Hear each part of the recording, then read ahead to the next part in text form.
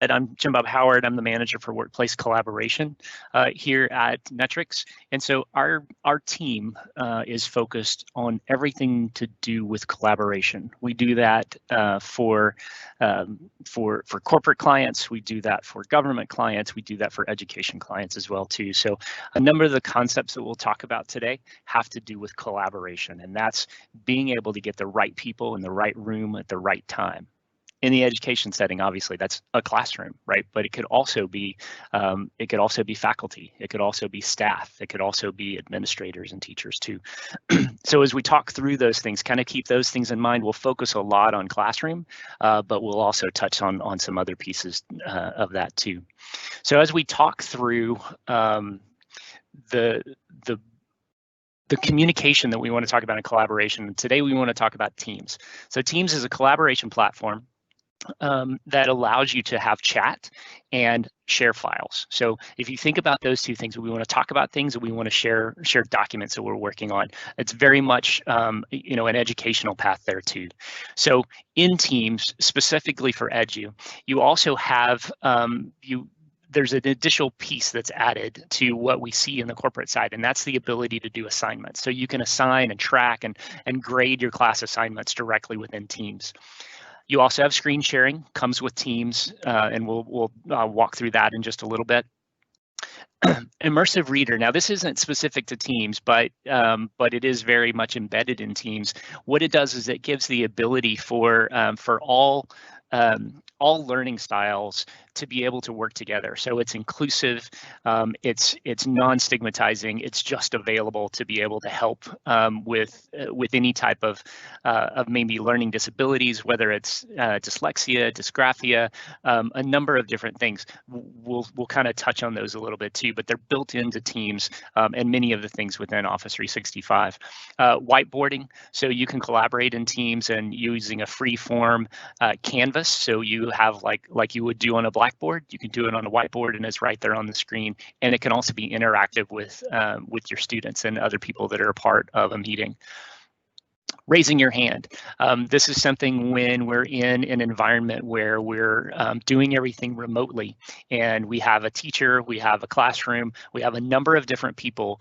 We want the ability to have them raise their hand, right, and take a turn. This works great in a corporate environment as well as it does in an educational setting where I don't want everybody talking at once. It's really hard for us to be able to hear each other, but I do want people to be able to say, hang on, I want to raise my hand and let your voice be heard without disrupting other students or other members in that meeting. Something fun that's a part of Teams is the ability to have Together Mode.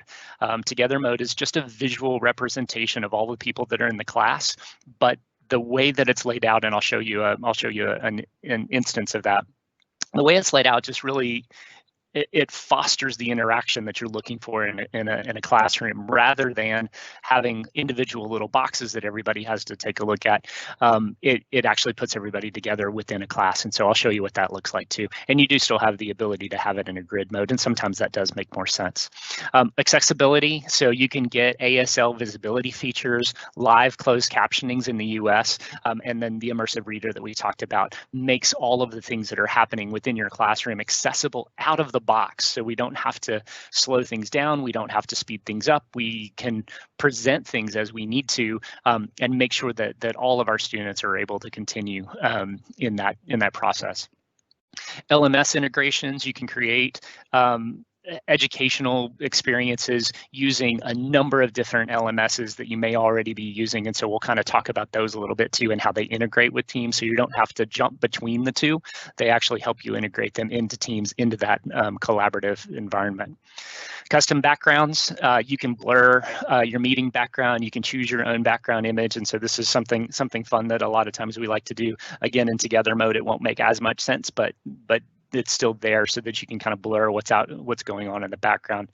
And then also as an instructor, you have insights, so you can access how your students are engaging with the data from an intuitive dashboard. So all of those things are built into Teams, especially when you come into the EDU setting. So I want to jump over real quick and kind of show you what Teams is looking like for an instructor.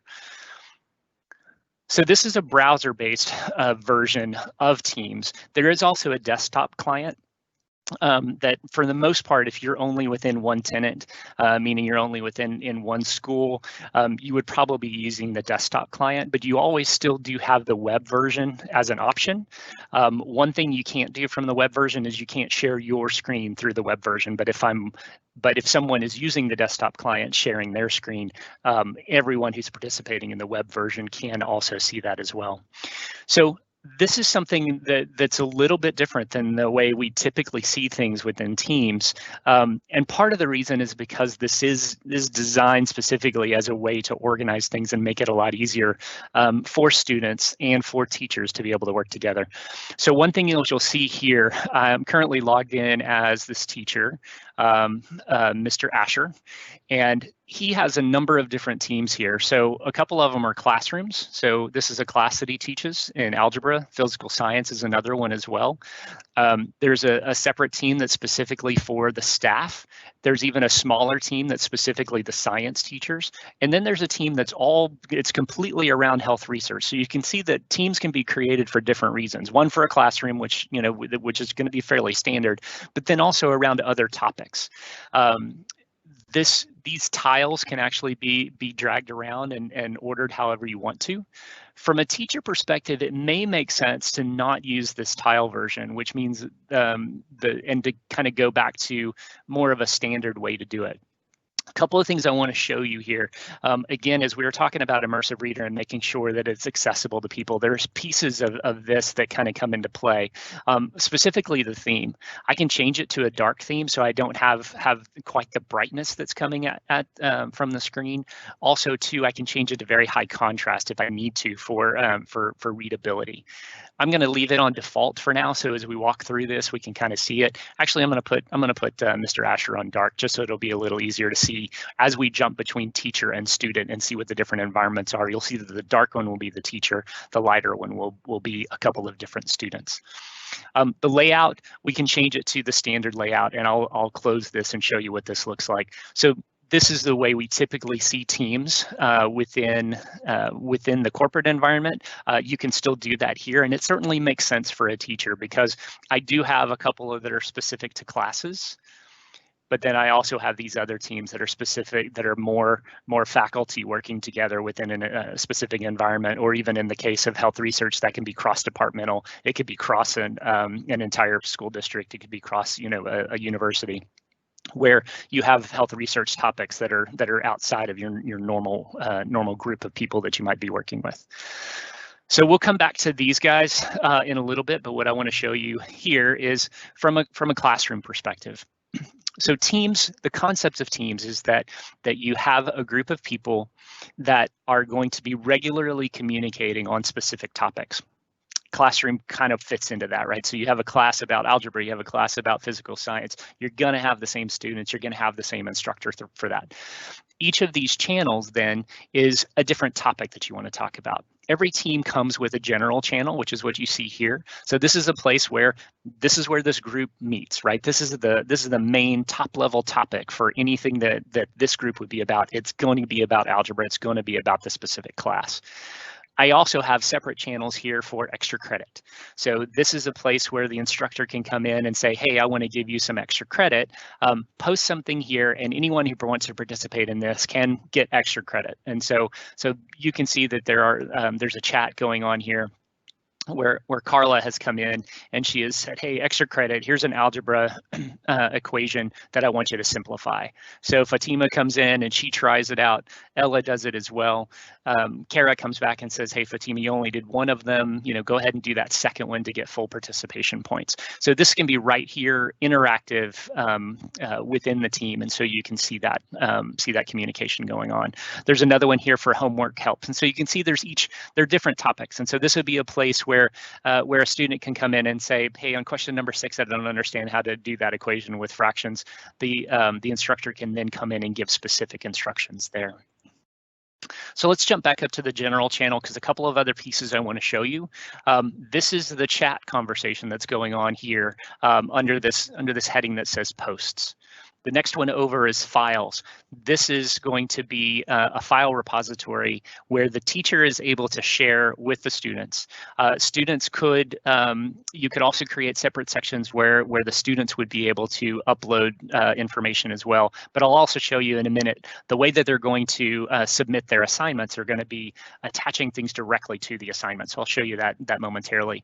There is a folder here that's class materials, and so this is a place where the teacher can come in and put things that are read only. So all the things on the previous one are editable and viewable by the students and teachers alike. This would be something where the teacher could put something in. I don't want anybody to edit this, but I do want the students to be able to read this and be able to see this information and class materials that you may want to be able to share. I'm going to jump over class notebook for a second because I want to show you assignments. So the assignment section is a place where you can create specific assignments. And all I have to do is come in here and I say, I want to get started. These things have already been assigned and they've already been scheduled. So if I look at one of these, it's going to, you've got a title, right? Here's the instruction that I want you to be able to perform as part of your homework. So you evaluate the expressions from Monday's homework number 1, show your work. The points for this are 100. I'm going to assign it to my algebra class. I could also, if I was instructing a couple of different classes that had similar topics, I could assign one assignment to both of them, and then the grades are going to be kept together by the specific class, but it can be assigned to both. I can even be more specific about which students I want to assign things to. If I want to give extra work to someone who may be struggling, I can do that here. If I want to have a project where I have specific homework for one team and different homework for another team, I can also come in and choose specific students that I want to have it for. And so you have a lot of flexibility in how you're going to assign that. You can also set a due date, and you can also create these ahead of time. And so notice that this one says that this assignment is scheduled to post on November 28th. So this assignment is not currently available to students, but the teacher has already set it up and made it available and easy to post out there when the time comes. So a couple of things we can edit here. One is when it's due. And then you can also have a close date or leave it open. And so that's the point here of the late turn-ins are allowed. If you want to have a specific date to say, hey, this is due by the 7th, I won't take anything later than the 8th, right?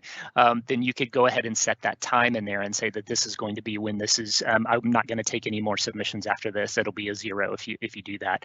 Late submissions, would maybe have some type of points taken off, but you could still submit a little bit later. So you have that flexibility to be able to create assignments. So let me update this guy real quick. Next thing that you'll see is grades. So this is the teacher perspective, and you'll also see this on the student side, but the student will only be able to see their own grades. So here's all the assignments that have been done already by the students that are in this class. And then you also have, and let me just jump down. Let's see, did I have, no, I don't have anything graded here. So I'll come back to this one in a moment, and I'll actually show you from the other class. Let me jump over there real quick. So in physical science, I'm going to jump into the grades here. One of my students, I went in and made sure that I did actually put some grades on there. So I'll show you what it looks like from the student side. So this was a 98 out of 100. This was 100 out of 100. Notice that these next two assignments haven't actually been assigned yet because those dates are in the future. So they haven't been assigned. So as the teacher, I have the ability to see all of the classes, and it's all aggregated together and see what all the grades are like.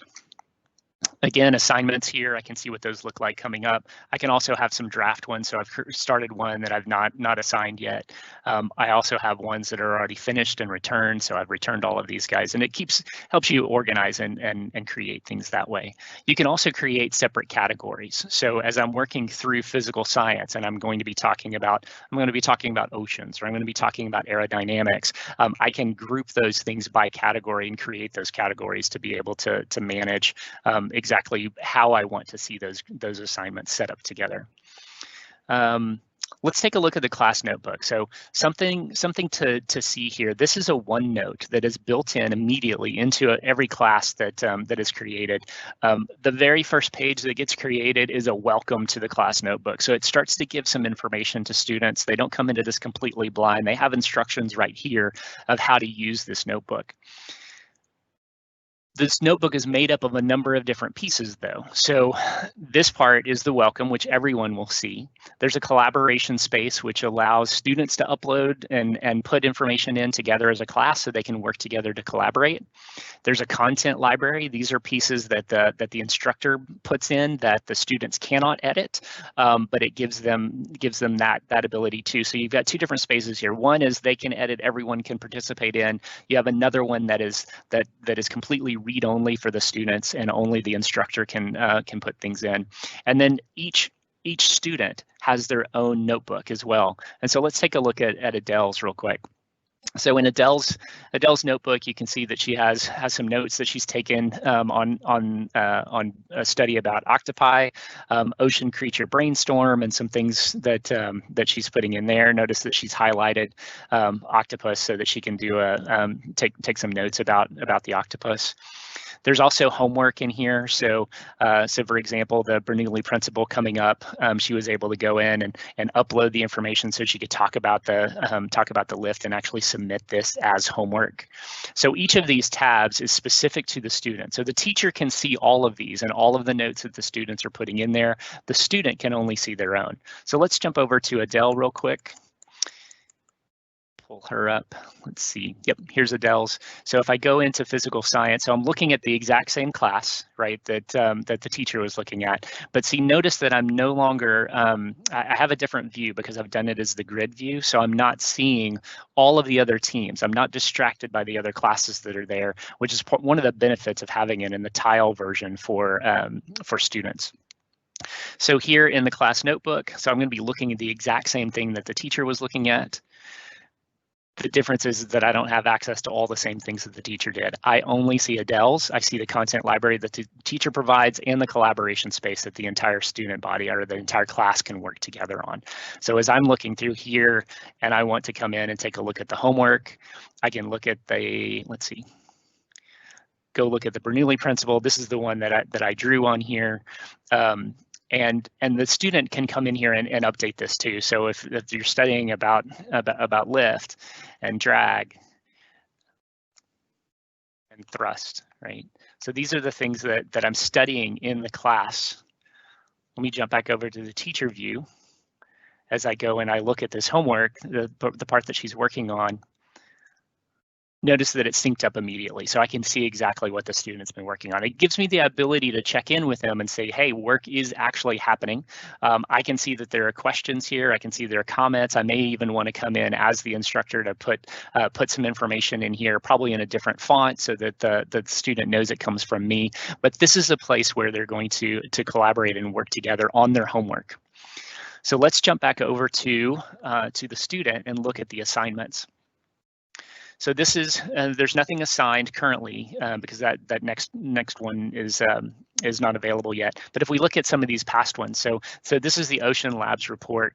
It had some instructions on protecting sharks, so not a lot of details here. This may have been pulled directly from something else. But notice that the student is able to upload not only a Word document, but also a PowerPoint presentation and add more work. And so that as the student is getting ready to submit their work, they just attach it all here, and then they click on Turn In again, and it goes back to the teacher. The student also can see what grade they've gotten on this. They've gotten 98 out of 100 points, and so it's tied directly in.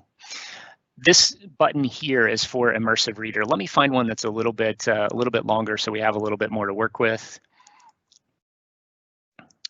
Let's go back over to the class. Well, let's start here. Hang on. So this one has a little bit, so it wants me to read. So let me just kind of show you what the interactive reader looks like. So interactive reader, number one, it makes everything larger. It also gives the student the ability to to figure out exactly how they want this to be read. So students with dyslexia or dysgraphia, sometimes the letters are too close together for them, and so you have the ability to come in here through this and say, I want to adjust the text size, I want to increase the spacing between them, I want to change the font. We a lot of times make fun of Comic Sans, but it was actually designed for easy reading, especially for younger readers, and so putting it in this format can sometimes make it easier. You can also change the theme and kind of show some contrast to the background. I also can come in and say, you know what, I want to show the individual syllables. I want to highlight parts of speech so I can find all the nouns, find the verbs. I can do as many as I want to. I can even show the labels. So maybe if the colors aren't standing out quite right, I can actually see the letter that's over it as well. If adverbs are hard to see in this little kind of mustard color, I can come in and change that I want those to be orange or any other color that's there too. So the student has a lot of flexibility there to help them be able to work through the immersive reader. The other thing that is also available here too is that they can actually play. And so it can actually be read to them. So it helps along with being able to read it, but it also can be read to them if necessary for certain students, so no one gets left behind. You can set reading preferences. You can also change the line focus. So as the student is reading along, they can focus just on one specific line. You can expand that to a little bit wider if you want to. The picture dictionary, I can hover over certain words and it'll show me those. But also too, as a student, I can kind of roll through one line at a time.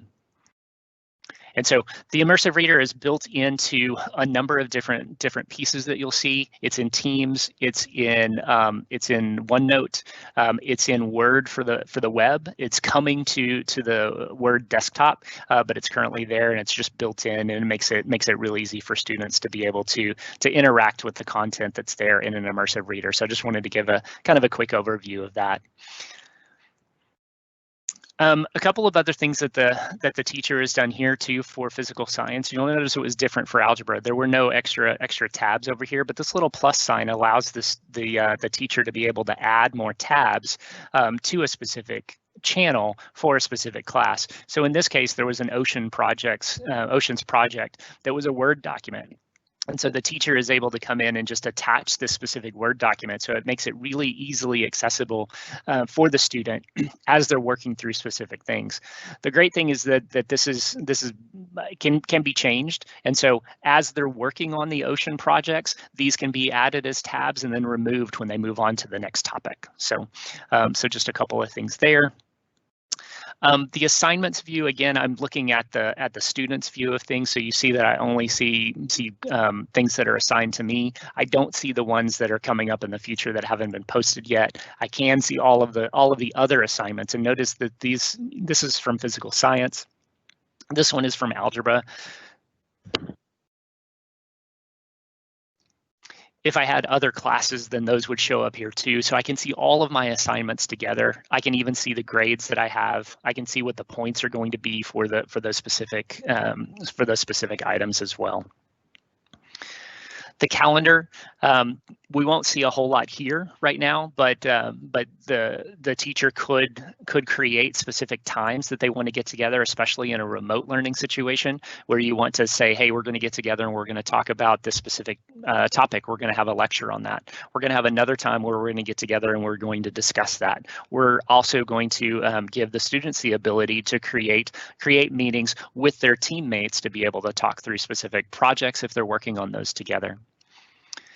The chat feature that's built into Teams gives the students and teachers the ability to communicate not only with the teacher to student, but also student to student.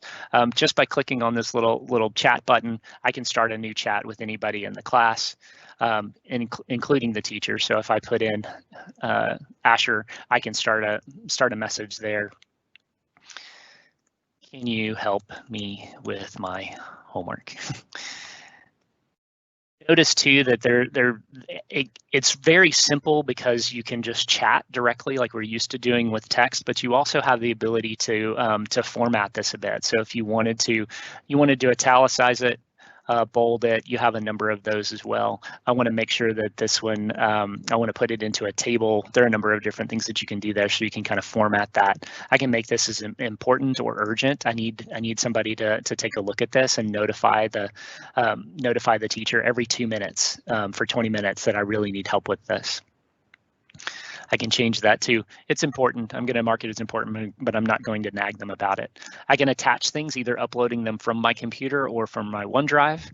I can add in emojis, and there's a whole host of those. I can add in GIFs, and this can be just a real quick thing on GIFs. Giphy can be modified to make sure that that it is restricted to appropriateness, right? So there's moderate to very strict on what they could actually include too, but that's a nice way to interact for the students to be able to interact as well. There are stickers. You could actually turn this directly into a meeting. And then there's also stream, which is some videos. And then also too, I can praise someone and I can say, hey, I want to be able to give a specific message to someone. So all of that's available one-to-one outside of the classroom team, so that the students can communicate with one another. You'll also see that assignments are listed here. So there's a specific chat going on with assignments. So as new things get assigned, they're going to show up in this one too. And the student will get a notification that there is a new assignment from whatever classes that they're a part of. And you can see that the last one here was the Oceans Lab report from physical science, and that's the last one that's showing up here. When you come in and these are unread, it's going to show you, hey, this is where you left off, and you can notice too that, hey, these are the assignments just since yesterday. I can immediately go from here and jump directly to the assignment, which is a really nice feature as well too. So just some quick things there as far as assigning things, working together in a classroom, being able to communicate with the teacher, and just kind of some basics of the way Teams works. One other thing is the activity, and so this is a place where you can see not only the chats that are coming in, but any mentions that are going on. So in this situation, one of the instructors, Kara, mentioned the entire class for algebra and had something that she wanted the entire class to know about, telling them to check out this brief read on probability. So as they're working through algebra, that's they can share that way too. And that's just an easy way to communicate with somebody specific. This is in the broad channel, so it's available for everybody to see, but I want to make sure that Mr. Asher sees this, sees my response to this. So I can type in the @ and then start typing the letter. I can see that too.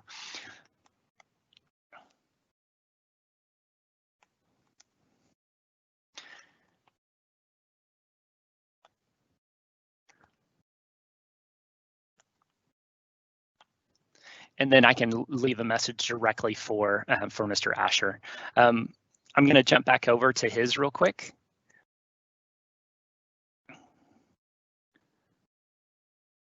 Let's see, where did he go?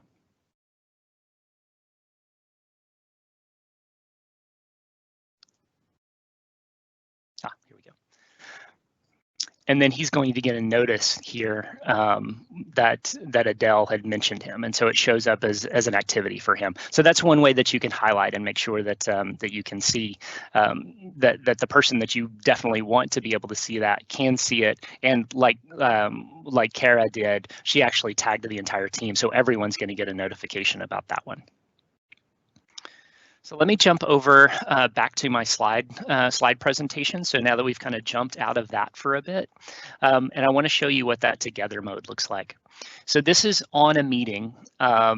When you are in a meeting with all of your class, this is one of the modes that you can do, which puts everybody side by side as though they're in classrooms.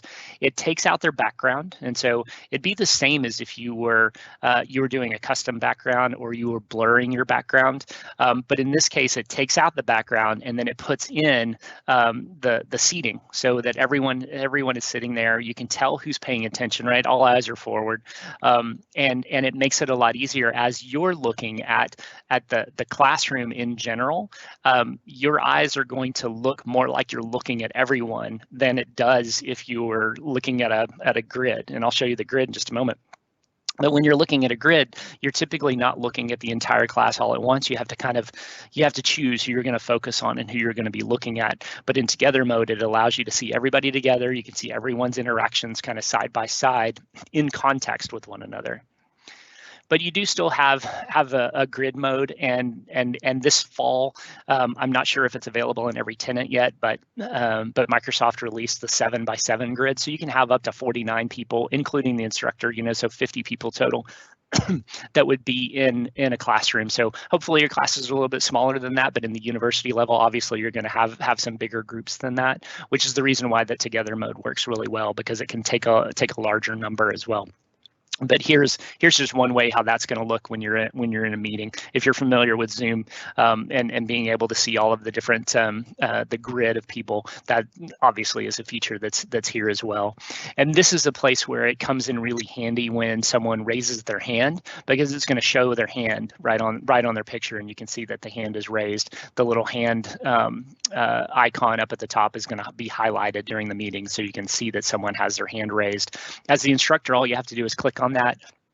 It'll show you a list of everyone who's a participant of the meeting, but it will put the people who have their hands raised at the top of that list, so you can see that they have a hand raised, and you can pause where you are and reach out to them and see if they have any questions. So that was a quick walkthrough, not super quick. We took about a half hour kind of walking through the features of just what to expect when you open up Teams. But now I want to spend some time talking about other things that can be added in, because you don't want to go and completely reinvent the wheel to be able to work with some of the tools that you're already using. But I want to show you how some of those, many of them, are available already as ways that you can integrate those directly with Teams. So we're going to go through some kind of groups of things as education categories. We'll talk about primary and secondary education and some popular apps there, and then higher education as well. So I've gone through and I've grouped these into different groups. So the first one we're going to talk about is student engagement, and making sure that your students are engaged in the information. They've got the they've got the content that they need. They're getting their information as they need to. It also helps boost their morale and their teamwork, because you're making sure that they're engaged. So we'll see some of those as well. Content aggregation, as you're working with your learning resources, there are a lot of different libraries where you can pull information in to share it with your class, and so we'll talk about some of those. The virtual classroom setup, so setups for meetings that can be enabled by your admin or a developer. We'll talk about those a little bit, and then just a couple of options for whiteboarding as well. So student engagement, again, this is making learning and teaching more fun and interactive. It helps the students stay on course while also tracking the class progress easily, and then boosts their morale as well. So this is a tool called FlipGrid, and FlipGrid is a tool that you may be using already. It's fairly simple. Educators can spark discussions by posting topics to a team channel, and then students record, upload, and then view and react and respond to each other through short videos. So kind of think of this as kind of like an educational Snapchat. So the teacher can start off and say, "Hey, here's the information that I want to be able to share. I'd like us to discuss this topic." Students go out and pull things together and create their own little video, so that they're using a number of different ways to keep track of and to be able to use the information that they know, and share that back with the team as well. And so you can see there's a little video here that's being posted directly into the team, and then there's a chat going on the side of it. So as everyone is working with that, they can interact and chat about the information that has been shared from FlipGrid. There are also other apps that are similar to this, and so you can see a few of these down here. Some of these you may be familiar with. If not, I recommend you take a look at those and see if some of those may work for you as well. Whoops, like I jumped out of my meeting. We'll try that again. In higher education, here's another option that you may be using. You may already be using Moodle for your LMS. This allows you to integrate it with Teams to extend the course with instructor to student and student to student collaboration functionality. So similar to FlipGrid, but by allowing the students to work together, but maybe a little higher better for higher education. Also through Microsoft 365, students and faculty get deep integration with Word, Excel, PowerPoint, OneNote via the cloud and the desktop clients as well, built directly into what they see in Teams. Kahoot. This one is a game-based learning platform that you may be familiar with. It allows educators and students to create and share and play learning games. They can do them individually at their own pace, or it can be shared through a screen share, and so the teams can kind of work interactively together that way. Then one of the things you can also do with this too is if you set it up to where it's more self-paced, kind of a solitaire style game, then you can automatically post the results, when a certain deadline is passed as well, integrated directly into, as you can see, into the channel conversations there. And it also has a very mobile-friendly interface, so that students can see, it looks similar on mobile phone as it does within the Teams app itself. So this is Teacher Dashboard. So if you're already using Teacher Dashboard for Office 365, you can now bring those assignments right into the Teams channel, allowing you as an instructor to evaluate and monitor the student work over time right inside Teams. So you don't have to jump between these two. You can pull that information directly in. So if you're already creating your assignments in Teacher Dashboard, then you wouldn't necessarily need to create them in Teams as well. You can just pull them directly in here. You're not having to, again, reinvent the wheel or recreate pieces of information that you've already done, that you've already set up and spent the time on.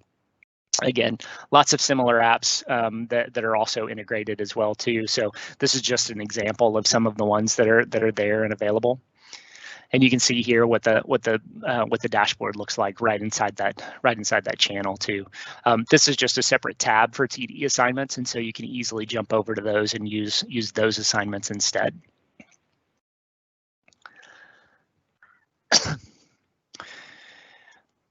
Okay, I didn't quite figure out how to pronounce this one. I think it's pronounced Buncee, so we'll just go with Buncee. With Buncee, educators can create interactive content from lessons to projects, portfolios to newsletters, presentations, and even stickers, and share them within Teams where they're built right into the channel conversations. And so this gives the instructor the ability to now create some interactive lessons and share them with the student right inside Teams as well. And here's an example of what some of the stickers may look like. And again, mobile friendly, right? So if your students are remote and they're working from a mobile device, whether it's a smartphone or a tablet, then those interactions are going to be there too. And it's mobile first. So everything within Teams comes with a mobile first strategy. So everything that you're looking at will look great in mobile, but it also looks great on the desktop too. So just some things to keep in mind there too. Content aggregation. So again, this is a place where we're going to consolidate all those learning resources in a single online library. Go1 is one of those. So the Go1 Teams app comes pre-integrated with Canvas LMS, but it also works with Blackboard, D2L, and Moodle with just a few clicks to make that learning more collaborative. So as you're already building things out in your LMSs, especially if you have a couple of them, Go1 will actually help you kind of work those things together. So you're not limited to just one LMS that you're working with. You can collaborate those together and then pull that information as well too.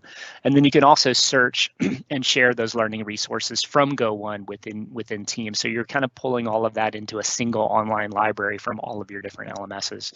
Again, some others that you can take a look at too that are similar apps as well. And here's what some of those are going to look like inside your team.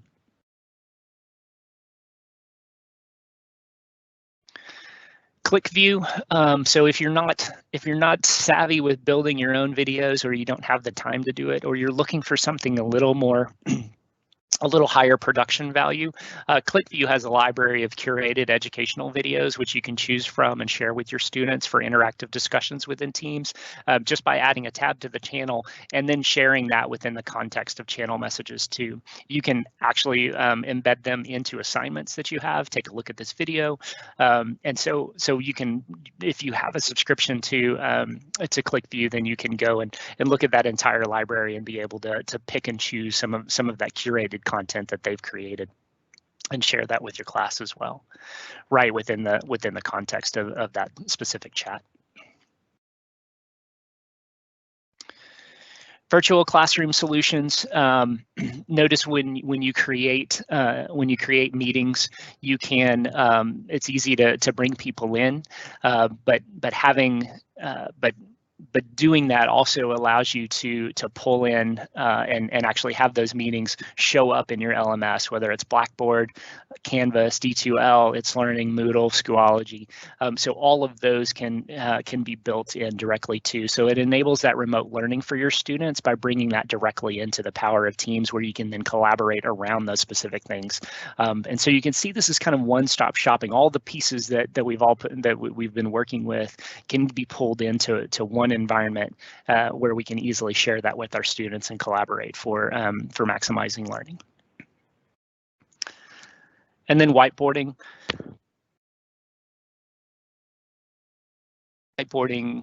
Sorry, I kind of cut out there for a second. Whiteboarding, this gives you the ability to brainstorm with your students. Freehand by Envision can be added as a tab or into a group chat or even a meeting, so that you can co-draw and wireframe and plan and present all in one place. And so that's just another one that is there. Again, has a mobile-friendly look to it as well.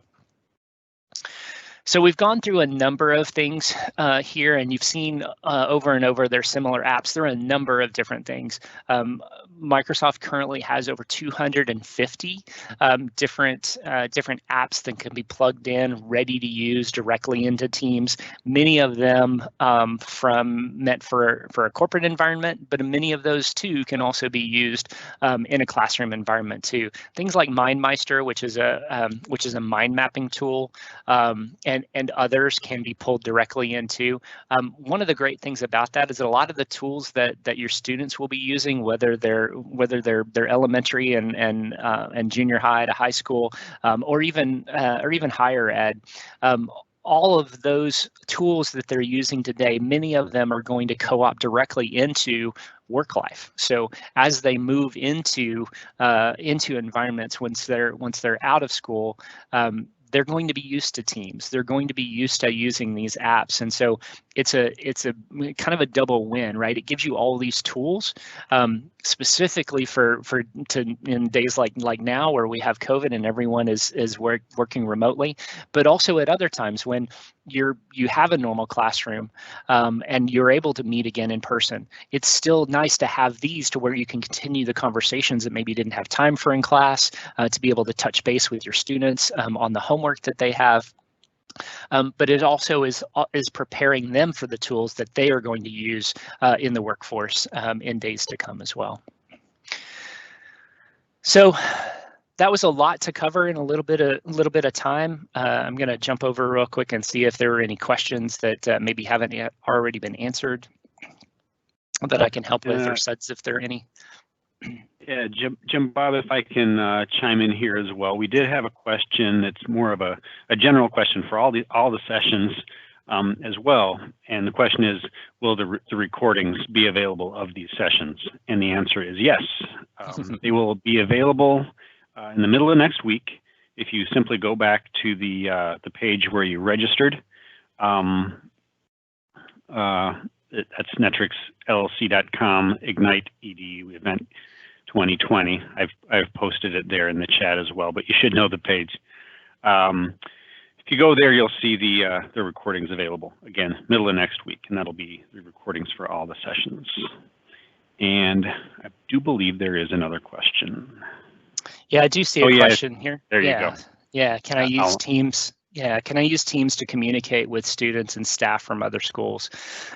Yes, you can. So one thing you'll have to keep in mind, and there are a number of pieces that kind of come into that, and some of the other sessions may have talked about that.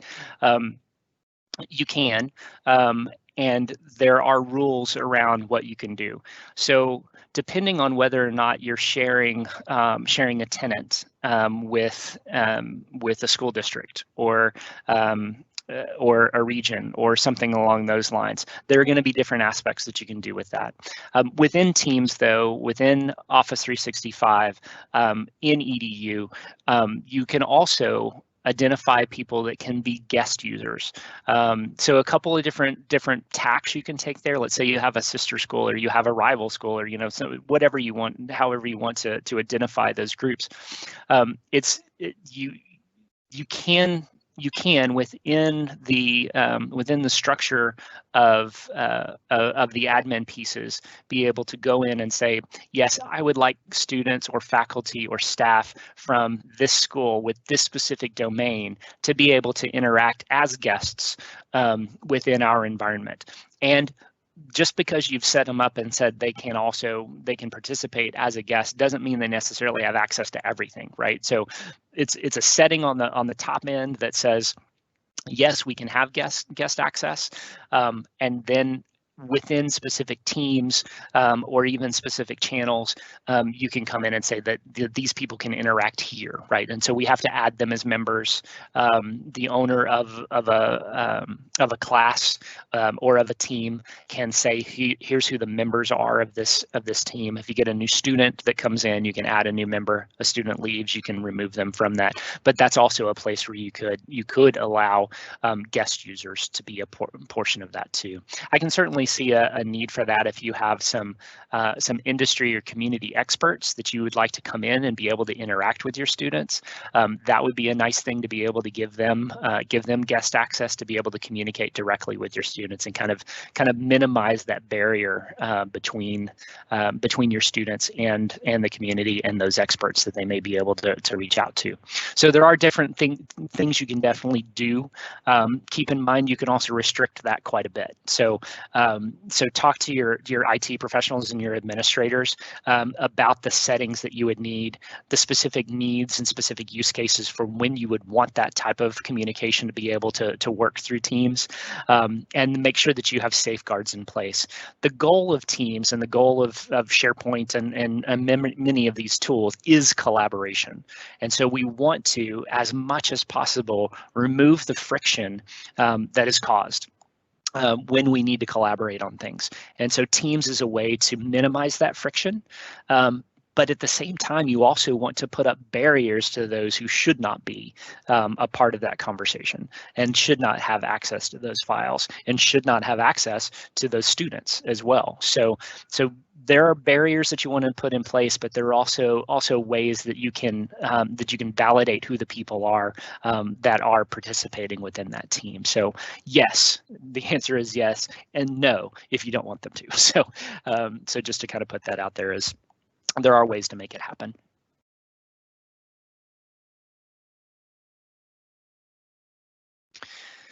It doesn't look like there are any other questions, but I'll kind of leave that open for a minute and keep a look if anybody has any questions of things that we talked about going forward. Hey, Jim, Bob, I think there actually are there Yes, are sir. a couple. Can I start with this first one here? What are some of the differences between the web, desktop, and mobile version of Teams? Okay, so the good news is that there's not much. You do and as I stated before, all of these things are created mobile first. So the idea is that we that it's available in the most accessible form first, and then it goes out from there. So we almost all have our phones, and even some of our youngest students have smartphones with them, or tablets that they work with for school. And definitely when they're at home, they're going to have access to those things. And so it's set up to be very friendly that way. I would tell you that the desktop and the mobile version, for the most part, are pretty much step in step with feature parity. Pretty much everything that you can do in one, you can do in the other. One thing that you can do sometimes on the mobile app, because you're in a smartphone scenario for the most part, you have the ability to share some things through other apps that are on your phone that you wouldn't be able to do from your desktop. But when it comes to just working within the tool itself, they're very similar. When it comes to the web, though, really there may be a couple of more things, but the biggest thing that you can't do on the web that you can do in the other two, and this is true of mobile as well as the desktop, is that you can't on the web share your screen. So just because that interface it doesn't allow it, there are too many loopholes and hoops to jump through to be able to share that information and be able to make sure that it's that you've given adequate access to it. So you can't share your screen, but you can definitely view anyone's screen, and you can again even from a mobile device, you can share your screen. You're going to be sharing your phone basically, and so anything that's available there, you can show apps that are on your phone. You can jump to other things. You have all the same features that you would on a desktop to be able to share apps and screens that are on your phone. So those are the main differences. On the web is that you can't share your screen from there, but you can definitely participate in others that are doing it as well. I do see another one here. It says, is the integration with LMS synchronized? Can we pull student by class to create a group of people who make up a specific team from the roster of students enrolled in a class? Yes, and so it's going to depend on the LMS for sure, but there is also a student data synchronization tool that's free with Microsoft, and you can look that up for details on exactly how that works, but you can synchronize those things together so you can pull that roster directly into your class. And so yes, there may be some steps and different things you have to click through to get there, but it is made fairly seamlessly there as well.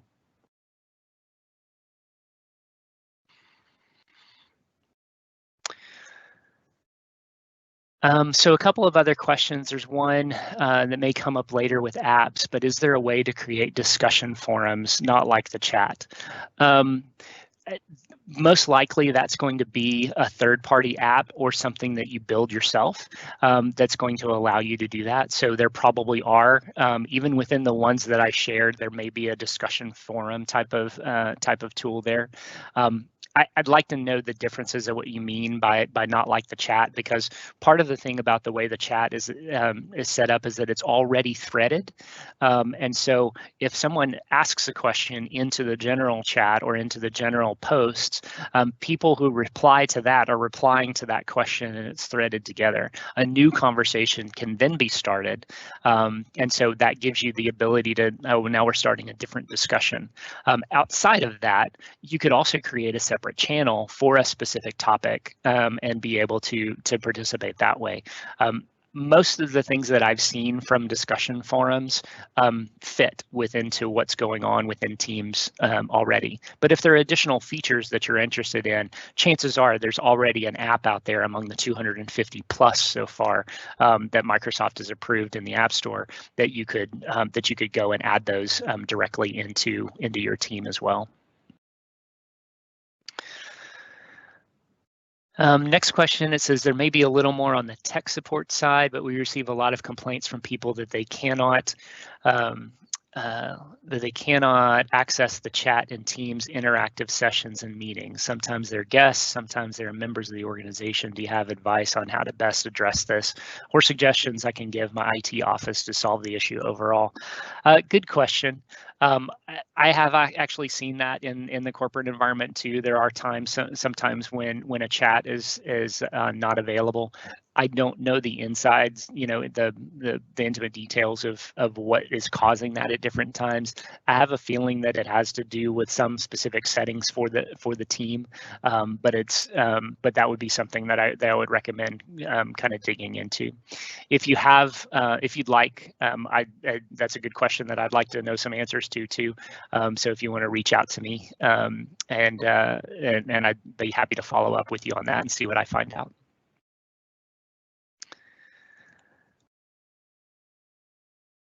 Let's see, one more here. I heard that school data sync was going to be retired and replaced with another offering. Any validity to this, and if so, what is the replacement? I have not heard that yet. The information that I'm seeing from Microsoft is that is still a tool that is being used. I expect that they will definitely communicate that clearly. So if you do a search for school data sync, there's Microsoft has pages on that, on how it works, and that will also be a place where they will say, hey, this is going to be sunsetted or retired, and here's what we're going to do to replace it. So can't give any details, specific details on that, but Microsoft will certainly have those pieces of information out there.